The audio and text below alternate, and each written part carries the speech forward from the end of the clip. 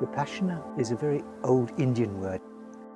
Roughly translated, it means insight or to observe oneself. Passana means to look or to see. Vipassana means to look in a special way, which means not just to look at something or observe something, but to understand the characteristics behind it, to understand its nature.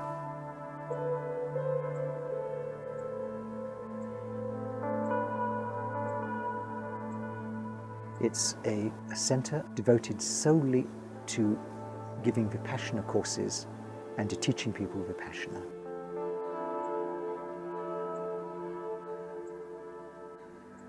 I think the reason why Vipassana has been successful is that students get benefit from the course. There's no other reason. In the early days, Vipassana was seen as something pretty weird. You had to be something of an outsider to even want to take a course. And now that's totally changed. You know, doctors come, lawyers come, business people come, all walks of life. But not just that. When Mr. Goenka was talking about naming this center, he said, well, why don't you call it International Meditation Center? And we thought, nah, it'll be Australians. And not at all. I would say on almost every course now, at least a third of the course would be non-Australians. It's one of the few places, I think, in the world where you actually get genuine international harmony. Many, many different nationalities.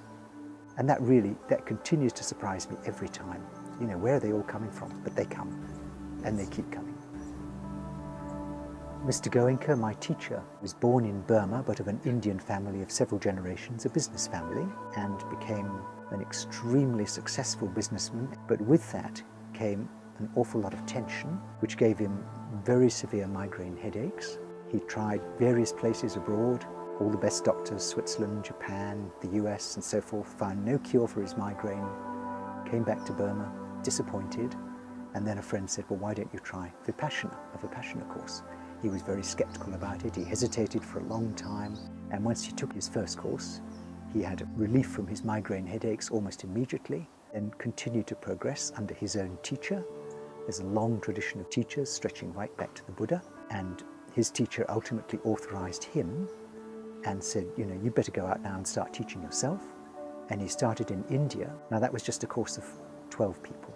And suddenly he was giving course after course after course, 10-day Vipassana courses just like we have them today. And now last year, I think 138,000 people took courses around the world. Over 1 million people, well over 1 million people have now taken courses either with Mr. Goenka personally or using his taped instructions. It's been an enormous work he's done. And then he passed away in 2013.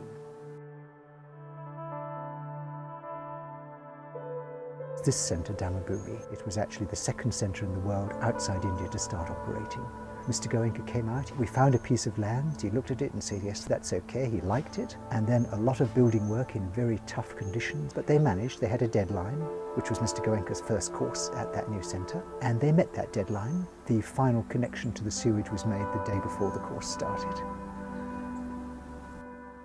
Dhammabhumi simply means Dhamma land. Again, old Indian words. Dhamma is an incredibly difficult word to translate because it has such a wide meaning, but roughly it means the law of nature. You're just observing yourself, you're observing reality and the way the laws of nature operate in that reality.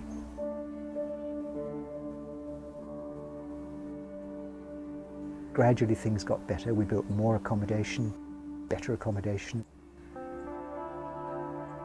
Then we built dining rooms, we built a decent kitchen. Then in 2000 we built a new hall, which is the hall today, and it'll keep developing, I've no doubt about that at all. All the facilities are donated. Students donate as they want, and we build the facilities accordingly. And so we've been lucky here. We're now building a big pagoda with meditation cells, which is just ideal, especially for the longer courses. But the main focus is always still the 10-day courses. They're what a new student, a beginner, will always take. And the old students take them regularly too because they're so good. It's a very effective package. People trying Vipassana for the first time, I would say don't be put off if you're of a different religion, a different belief, anything like that. It's totally universal. You're just observing your breath, you're observing your sensations. It gives you that insight into yourself. And the whole mechanism of your mind and your body and how they interact, it's just bare observation.